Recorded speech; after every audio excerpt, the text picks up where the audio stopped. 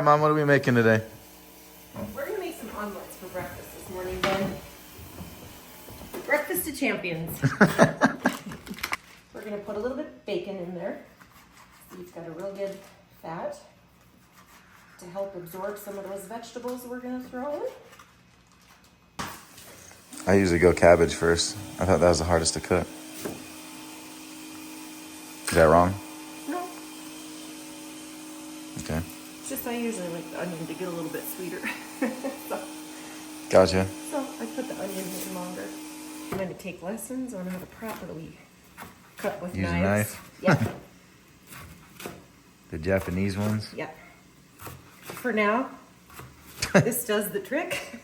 See, if anybody watches this and they have knife skills, they can contact me and maybe be willing to mentor me. Drop the at. Yeah.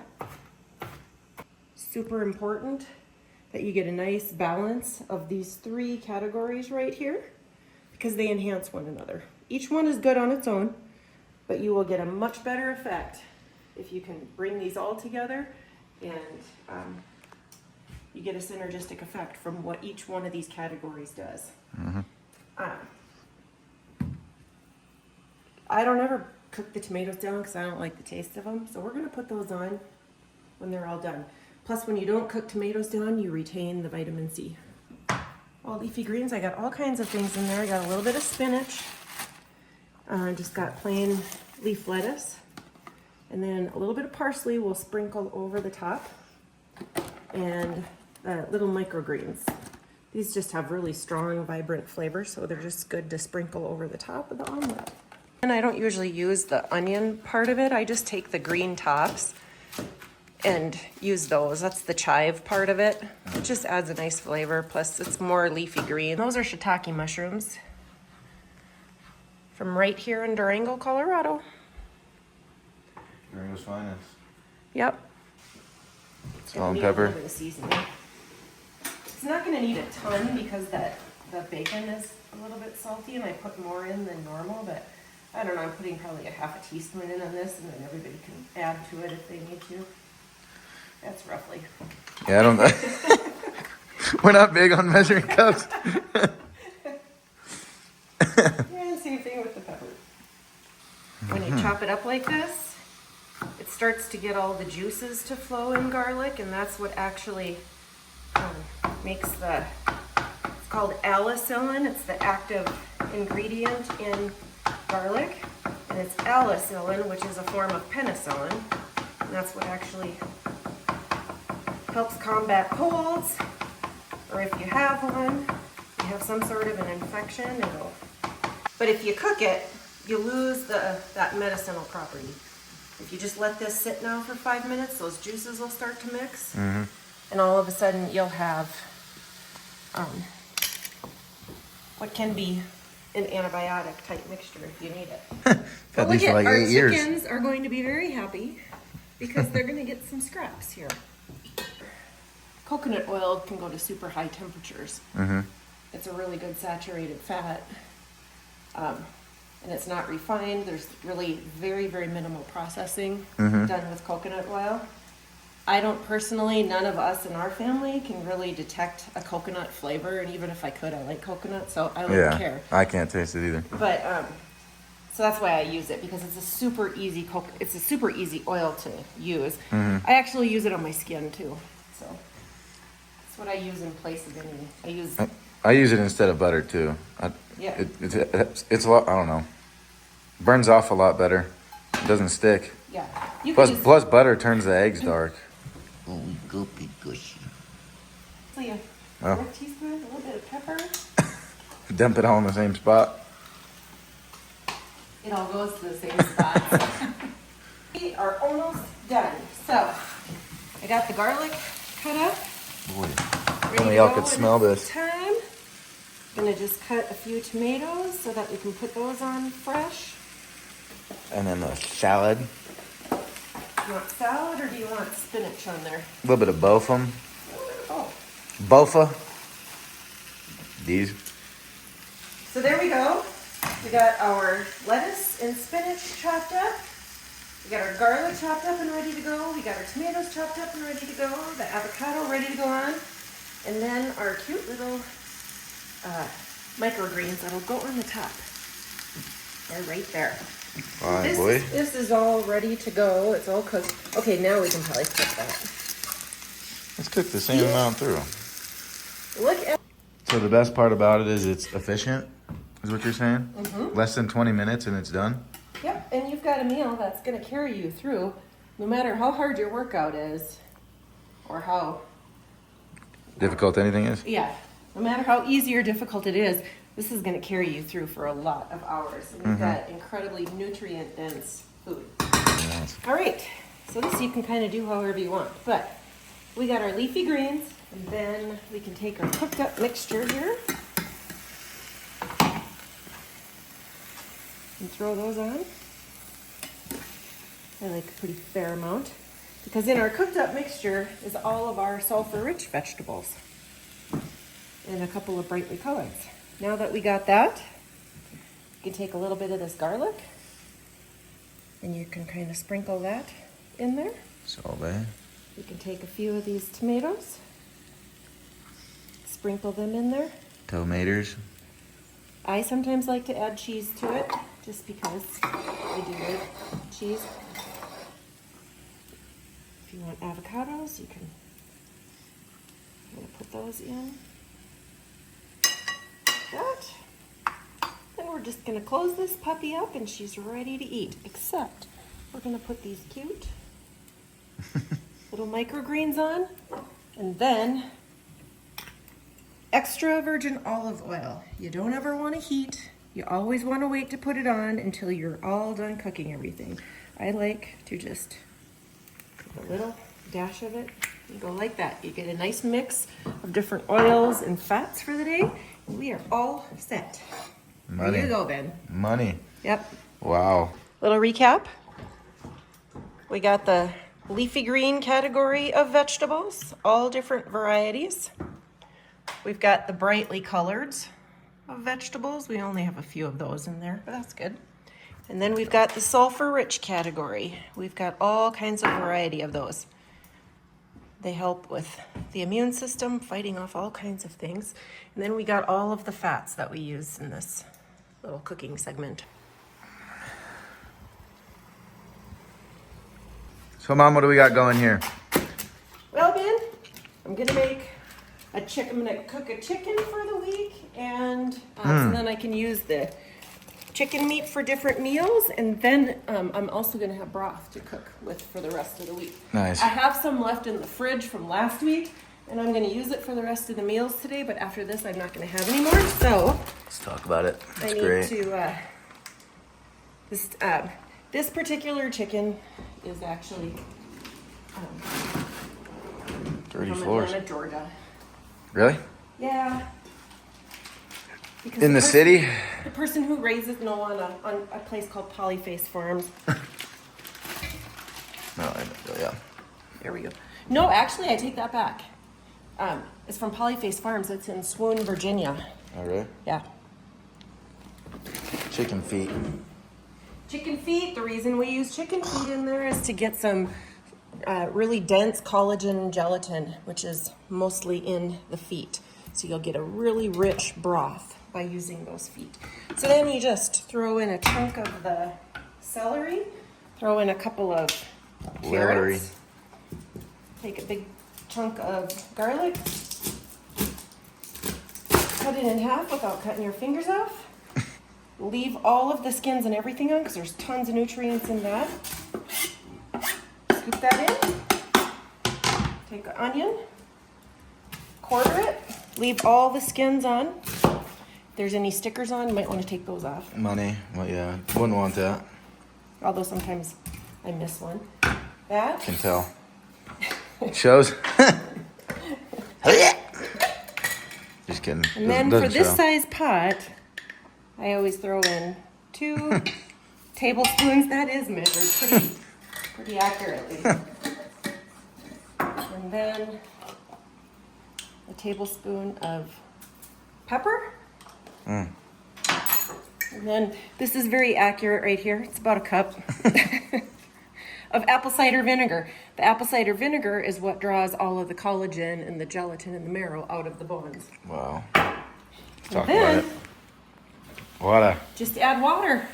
And now I'll cook this over the next 6 hours, and then my chicken and the meat is all gonna be ready to eat, so I'll debone it in 6 hours. And then the broth is gonna be ready, and we can use that to just drink and sip on, or I can use it to create meals, soups, things like that.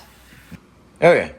Meal 2. So for this meal, we are making a Mediterranean salad with tomatoes and cucumber, and it was supposed to be scallions, but the store didn't have any, so I've got green onions, that's what I'm using. Boo. And then mint. Uh, And that mint in there, man, Makes it? that's what makes it. Deal breaker? You know, I don't really remember how much it calls for, but I really like it, so I'm just gonna call it that much. Is Hope and pray? Yeah, it's gonna be good. If not, it's gonna be nice and minty. It's gonna smell great. Might be a bit strong. Mm-hmm. It's all good. Then we're gonna throw in these green onions. We're gonna use all of it, because the chive part of the green onion is wonderful in flavor too. I get it. Preach. Okay, so Mom, tell them what you do. Huh? Tell them what you do I'm cutting vegetables. for a living. Oh. What I do for work? Tell them what you do in life. Well, honestly, I just cook. I cut vegetables. That is also what I do in life. I am a nurse anesthetist. I do anesthesia. I work up in Denver, and I do mainly obstetrics. So I do pain management by putting in labor epidurals for moms who are getting ready to have a baby, and then if they need to, for some reason, have a C-section, we take them back and do the anesthesia for their C-section. She's her. What made you want to get into the medical field and pursue a nurse anesthetist as a career? I just thought it was a cool occupation. Sounded cool? It sounded cool. I came from a small town in North Dakota. We had a hospital, but we didn't have any operating rooms, so I asked my high school careers teacher if I could go job shadow one, and she said, if you can get it arranged, you can do it. So I drove to the capital city and I job shadowed them, and I'm like, that's the coolest job ever. That's what I'm gonna do. And you passed out? So, yes, I did, the very first time. Gonna leave that one out? Yep. When I went to go shadow them, they asked what kind of a surgery I would want to watch. And I didn't really know what surgeries there were, but I'm like, an open heart surgery would be really cool. And they said, are you sure you want to start with that? And I said, yeah. and so I went in there, and the next thing I knew, I kind of woke up in the lounge. And here you are. And here I am, Still repping. 25 years later, and I'm still doing the job. Yeah. All right, we're gonna throw a little bit of feta cheese into this whole mix. And then we're gonna put the seasoning on. Sweet. Chopping a little bit of garlic. I'm gonna throw 2 cloves of raw garlic in. Mmm.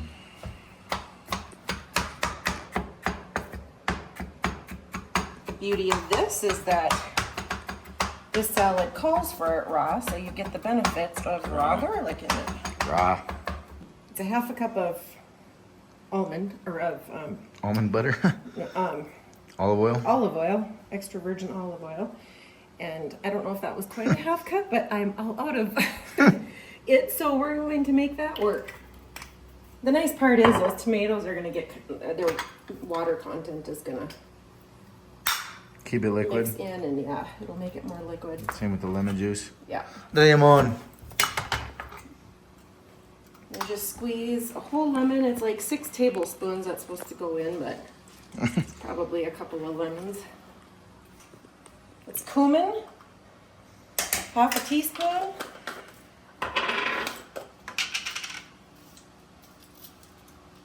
Teaspoon of real salt. Real. Real. Only that real. None of that bad stuff in there. No. Real salt. What goes in comes out. And then a little bit of pepper. How do you cut yours?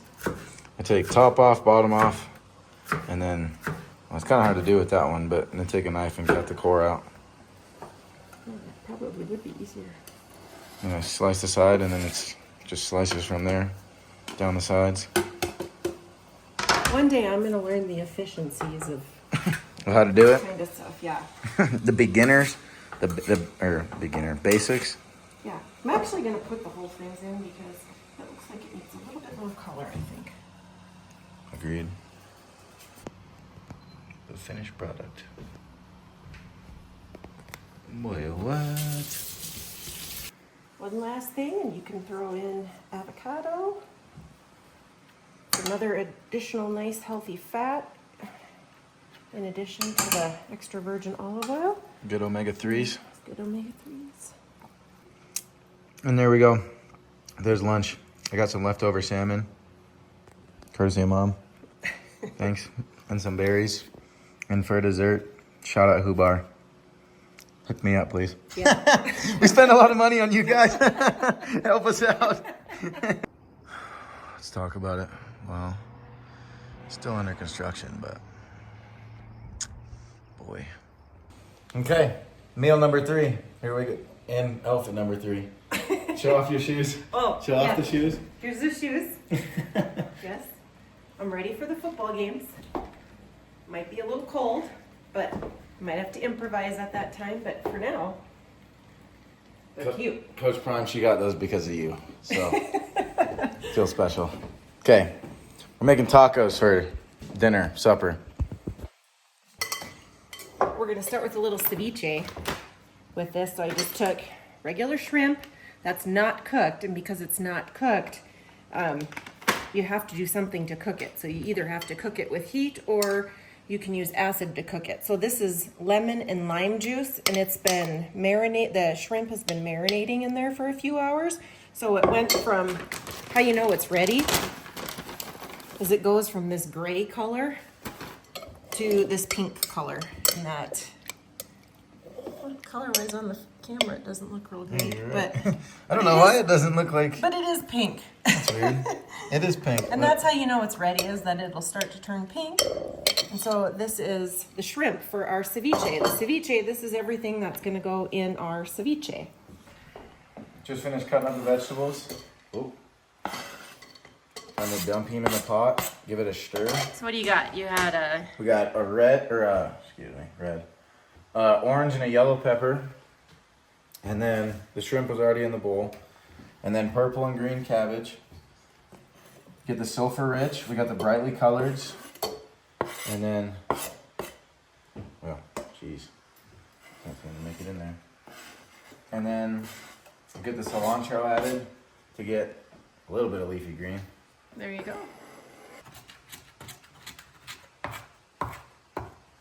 Okay. Try to hit the bowl this time. We aren't basketball players in this family, that's for sure. You were. I was. We can get those jeans, boy. What do you got there, Ben? Jicama. Ooh, that'll add a nice little crunch to the... Boy, will it. Yeah. Amanda. It's good stuff right here.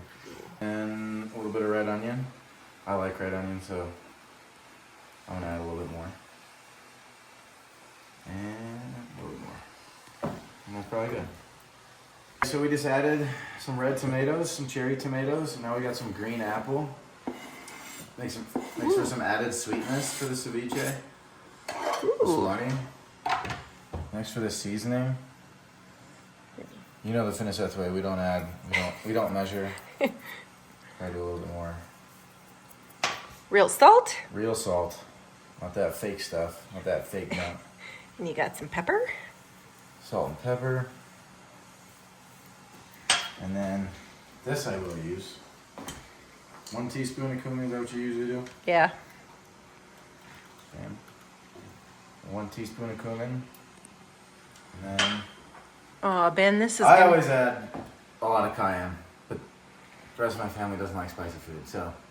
Okay, that's plenty. Squeeze a full lime. I already squeezed half. Squeeze a full lime into there, and there you have it, folks. It's good. It just needs to be stirred. Stir the pot. Next we'll be making the guacamole. Here's the ingredients. Once again, we like good stuff. So what do we have? We have avocados, cilantro, a few little tomatoes, some garlic, and some red onion. And there's some avocado already chopped up and ready to go. And then all the seasonings. All right. Money. Finished mashing the avocado. Added some tomatoes, some red onion, purple onion I call it, cilantro, and a little bit of garlic.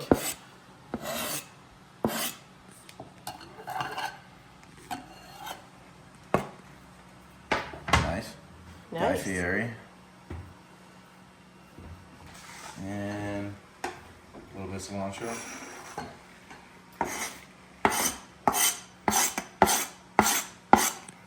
Then I add a lime, full lime. Squeeze that in there. And then some salt and pepper. I already added a little bit. Just a little bit more. Some salt. Salt Bay is probably good. And then just a little bit of cayenne. Keep the family members happy. And there we have it. I usually add jalapeno in mine, but there goes Pops. Power washing the waterfall. So now we're gonna make a creamy jalapeno sauce. Brr. This is gonna be super good. It's spicy, it's got a kick. It's almost like a sour cream type thing. So you just use a little bit of olive oil. A little mayonnaise. We always use veganese, but you know, it's roughly a half a cup. It's really close. I'm certain of it. Got it on though. And then a little bit of yogurt. Got some sheep yogurt. That good stuff. And then throw in a whole bunch of cilantro. Whole bunch.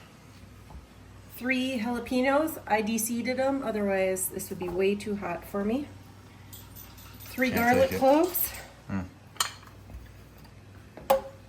Squeeze in a lime. It also gives it a little bit of juice and thins it so that the Vitamix blends it a little bit easier. Oop. Drop him in the salt, make a margarita. This is actually the best sauce. Really what probably wasn't meant for tacos, but we now make it that way. A little bit of salt, Real salt. a little bit of pepper. Real pep. Gonna add just a little bit of water to thin it. Little wawa. Gonna find the cover. And start time the for- Vitamix.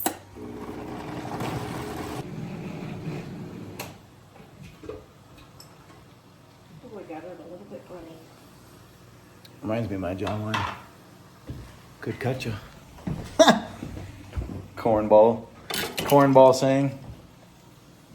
Boy, does that look good. Shout out John Maxwell. My mom's a big fan. And shout out this stuff. This is the best salsa in the world. Ask the roomies. They know it. The world knows it. Hit my line for some free stuff. Shout out to the James Ranch. James Ranch. Of Durango, Colorado. James Ram's Wagyu. Money. Always take the little piece of paper off that I sometimes forget Yeah, about. me too. Been there, done that. Happens to the best of us. And we're just gonna get this cooking, but I always add, see my chicken broth right here? We're just a Take a look. We're just a couple of hours from being done. Wow. From this chicken being done. That's great. In fact, we are 2 hours from it being done. But you can see, here's all the nice fat, the collagen and gelatin that's all rising to the surface. When I cook ground beef, I like to take a little bit of that collagen and gelatin and put it in there because that liquid is going to be hotter than that ground beef, and then the ground beef doesn't have to get cooked to as high of a temperature. So Keeps properties. that's right. Retains the nutrient value of the ground beef. Good chemical balances. So we're just gonna brown this. Nice. And then I have my own special, I made the taco seasoning. So as soon as this is browned, I'll add the taco seasoning. One other thing that I like to add to this, every time I make the ground beef for tacos, I always add a kelp cube in there. Great source of iodine. It looks like this. It really doesn't have any flavor, but it's sea vegetables. And I'm actually gonna just throw this in right now. Nice. Just throw 2 of them in, and it kind of is green and ugly appearing right now, but it's gonna eventually blend all in. And that is courtesy of Sea Atlantic Farms. Sea kelp. Nice. Okay, so now it's time. Tell them your story. Tell them why you eat the way that you do. Why you are never a quitter and take the hard route, even when it sucks. I'll tell you why. Tell them what led to all this. All right. I didn't grow up eating like this. And neither did you guys. But 10 years ago, when I was 38 years old, I got very sick and lost the ability to walk and to talk. And I lost bowel and bladder control. And when I went to the doctor to get checked out, the MRI results showed severe demyelination disease of my brain and my spinal cord. That was consistent with a new diagnosis of multiple sclerosis, except that it was very advanced stage. And so I went to the neurologist and found out what my options were, and that was to get put on immune modulating medications. So after meeting with the neurologist and given the options of the medications to go on, I didn't like the side effect profile, and I didn't like the statistics on the prognosis that was still there. And so because of it, I just started to look elsewhere for help. And not that I knew what to do differently, I certainly didn't think that approaching my diet and my lifestyle, because I thought I had a healthy diet and lifestyle, so I certainly didn't think that spending the time in approaching this was going to make a difference. However, I thought, what do I have to lose? And so I made an appointment out in Lenox, Massachusetts at the Ultra Wellness Center, and I spent months working with them on diet and lifestyle, and within about 2 to 3 months, I gained all of my function back. In the original prognosis, they were expecting that probably within 3 years, I'd be permanently neurologically disabled. And here I am, 10 years later. Not disabled at all. Not disabled at all. Living our dream, because we always wanted to live in Durango, Colorado. But when I got the diagnosis, it was the farthest thing from my mind, because I thought I don't want to live in the mountains and stare at the mountains. I wanted to go do all these activities in. And so I worked with people that knew what they were doing when it came to approaching diet and lifestyle, and they got me turned around.